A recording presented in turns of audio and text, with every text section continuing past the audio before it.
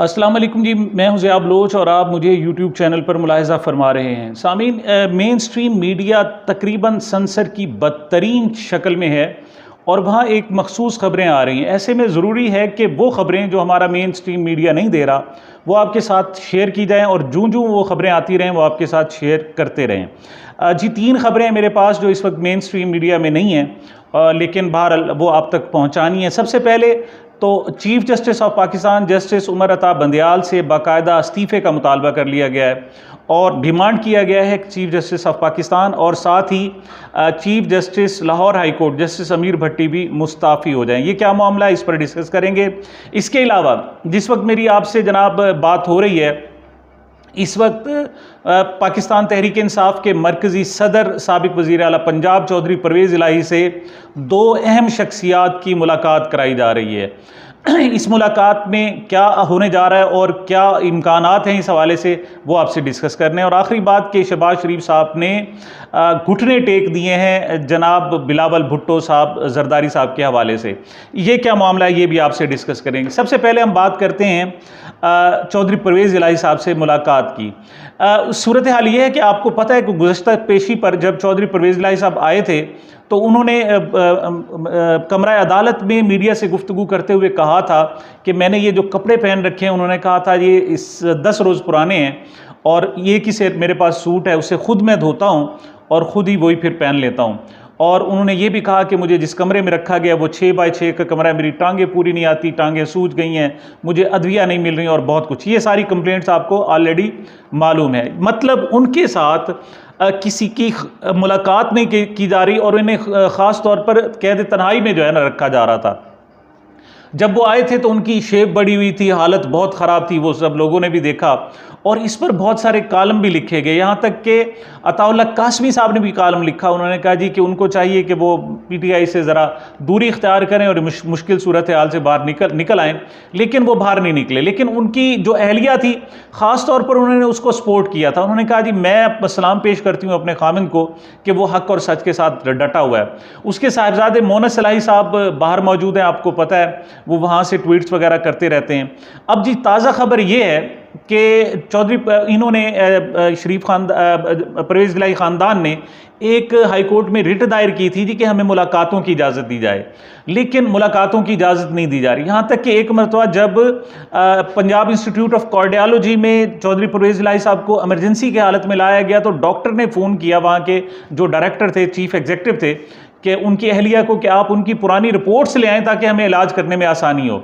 इस पर वो पहुंची लेकिन मुलाकात की इजाज़त फिर भी नहीं दी गई थी। इस पर वो पंजाब इंस्टीट्यूट ऑफ कार्डियोलॉजी के चीफ एग्जीक्यूटिव को ही मुअत्तल कर दिया गया। ये मतलब ये पुरानी खबरें हैं जो मैं आप बता रहा हूँ, लेकिन जो ताज़ा खबर ये है कि लाहौर हाई कोर्ट में जो उन्होंने रिट दायर की कि उन्हें सहूलतें दी जाएँ और मुलाकातों की इजाज़त दी जाए, तो पंजाब गवर्नमेंट ने कहा कि जी उनको हफ्ते में 1 बार अहल खाना की मुलाकात की इजाज़त होगी और उन्होंने कहा यही SOPs हैं, इसी के मुताबिक इजाज़त दी जाएगी। अच्छा, लेकिन उसके बावजूद इजाज़त नहीं दी गई। लेकिन यहाँ तक कि जो चौधरी परवेज़ इलाही साहब के वकला हैं उनको भी उनसे मिलने नहीं दिया जा रहा। इस पर एहतजाज भी किया जाता रहा है।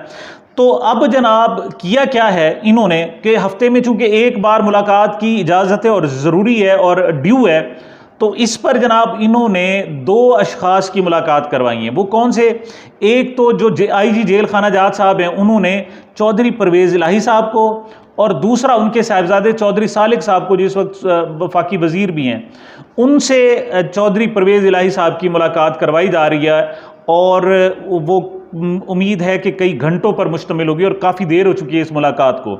अच्छा, इससे जनाब हुआ क्या है कि उनको शदीद प्रेशराइज़ किया जाएगा और उनको दूसरे लफ्ज़ों में समझाया जाएगा कि परवेज़ की करन है तू जनाब, तेन क्या सी जनाब, तू छड़ परे, बस दफ़ा कर, ख़त्म कर, मिट्टी पाते हम वापस आ जाए जनाब। इस किस्म की उन्हें बातें की जाएंगी और इस तरीके से उन पर मुबैना तौर पर एक शदीद दबाव भी डाला जा रहा है। और दूसरा, उनको ये भी कहा गया कि अगर आप फौरी तौर पर वापस नहीं आएंगे काफ लीग में तो इसके मज़ीद कॉन्सिक्वेंसेस होंगे, मज़ीद आपको नताइज भुगतने पड़ेंगे। तो उन्हें जनाब मोहब्बत भी और ड्रावा भी दोनों दिखाकर उनको वापस लाने की आज भरपूर कोशिश की जा रही है। और जो काफ लीग के ज़राए उनका कहना यह है कि आज की ये फैसला कुन मुलाकात है और उम्मीद है चौधरी परवेज़ इलाही साहब आज वापस आ जाएंगे। इस हवाले से जनाब उनके चौधरी परवेज़ इलाही साहब के जो साहिबजादे हैं चौधरी मोनिस इलाही साहब, उन्होंने ट्वीट भी किया। उन्होंने कहा देखो, मुलाकात तो मेरी वालदा ने करनी थी, हमारे वकला ने करनी थी, हमारे वकला को IG जेल खाना जात ने मुलाकात नहीं करने दी, मेरी वालदा गई हैं उनको मुलाकात नहीं करने दी गई, और चौधरी शुजात साहब को और उनके बेटे चौधरी सालक को जनाब मुलाकात करवा दी है। अब हमें एक हफ्ता तक और इंतजार करना पड़ेगा, या फिर साहब दूसरी सूरत यही है कि चौधरी परवेज़ इलाही साहब प्रेस कॉन्फ्रेंस करेंगे। तो ये सारी सूरत हाल है जनाब। इसको मीडिया बिल्कुल जाहिर नहीं कर रहा, लेकिन काफिली हलकों का कहना है कि ये बड़ी फ्रूटफुल होगी और चौधरी परवेज़ इलाही साहब आमादा हो चुके हैं, उन्होंने अपनी गलती पर नदामत का भी इजहार कर दिया है और मामलात बड़ी जल्दी ठीक हो जाएंगे। दूसरी जो खबर है जनाब वो है लाहौर के हवाले से, वो भी लाहौर के हवाले से। वकला आपको पता है काफ़ी अरसे से मुतहरिक हैं, ख़ास तौर पर ये जो 9 मई का वाक़या हुआ और उसके बाद बिल्कुल पूरा मुल्क सहम गया, खौफ व हरास है कि एक शख्स के ख़िलाफ़ कोई बोल नहीं सकता, अगर बोलेगा तो गद्दार कहलाएगा, गद्दार वतन कहलाएगा, उस पर मुकदमात होंगे, जनाब आर्मी एक्ट के तहत ट्रायल होगा, आर्मी कोर्ट्स होंगी वगैरह वगैरह वगैरह, जो भी है। इस पर किसी को जुर्रत नहीं हो रही। इवन यहाँ तक कि जो इमरान खान साहब हैं वो भी ज़्यादा नहीं बोल पा रहे इस हवाले से, और उनसे जो मुलाकातें थी बंद हो गई थी। लेकिन अगर किसी ने स्टैंड लिया है तो वो वकला हैं। गुज़श्ता रोज़ की बात है कि कुछ PTI के जनाब कारकुन थे और ख़ास तौर पर सोशल मीडिया के लोग थे, वो 20 के करीब लोग थे, उनकी जेलों से रिहाई हुई अदालत के हुक्म पर, और वो मिलने के लिए इमरान खान साहब से आए। जो ही मुलाकात करके बाहर निकले तो उनको फिर दोबारा गिरफ्तार कर लिया। इस पर मंसूर अली खान साहब ने भी एक व्लॉग किया। उसने कहा जी इसका मतलब ये है कि इमरान खान साहब से मुलाकात की इजाज़त नहीं है और बैन है।